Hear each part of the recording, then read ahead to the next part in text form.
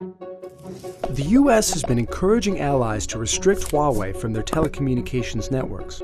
Security officials say that Beijing could force the Chinese company to spy or even disable countries' networks. So far, Australia and New Zealand have moved to block Huawei in their 5G rollout. But some European countries have hesitated, saying that Huawei equipment is much cheaper. Plus, there's no public evidence that Huawei has or could use its equipment to eavesdrop. But even if allied countries bend to U.S. pressure, it may be nearly impossible to extract Huawei from a country's network where it's already ingrained. Here's why. Countries are rushing to test and roll out 5G networks, seeing that the potential payoffs are immense. The first phase for many carriers will be to upgrade existing 4G networks. That means attaching 5G components to legacy infrastructure. And guess where much of that legacy hardware comes from? Huawei. For the first 3 quarters of 2018, the Chinese company had a 28% share of the global telecom equipment market. Nokia and Ericsson are falling behind. Take a close look at Huawei's presence in each region. Outside of North America, the tech juggernaut outpaces its Nordic rivals. So to take Huawei out of the network, whether it's 4G or 5G, countries first have to replace existing infrastructure provided by the company. And that's a big chunk of time and money.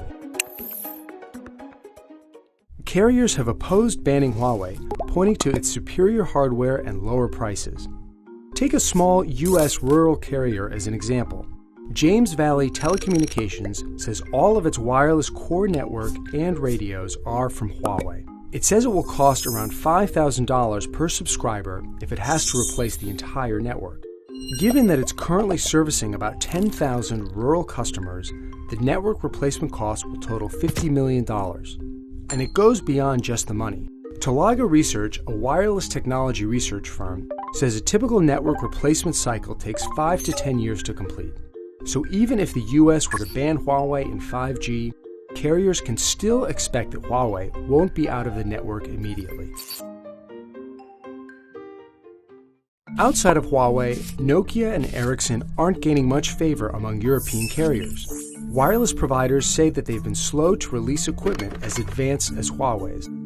Some of Huawei's 5G technology can be up to a year ahead of its Western rivals, according to some senior executives. Huawei's clout in 5G stems from its massive research and development budgets. In 2017, Huawei spent $13 billion on R&D, more than its chief rivals combined. The company now owns the most number of standard essential 5G patents in the world. Some of those are now fundamental building blocks to 5G. They include one highly prized technique called polar coding, a method for correcting errors in data transmission. Regardless of whether a country chooses to block Huawei, there's no way to avoid paying royalties to license its 5G technology.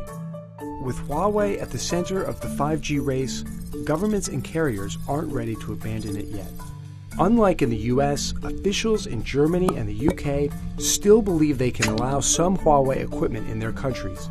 If more countries follow the US's advice, knocking out Huawei won't be easy.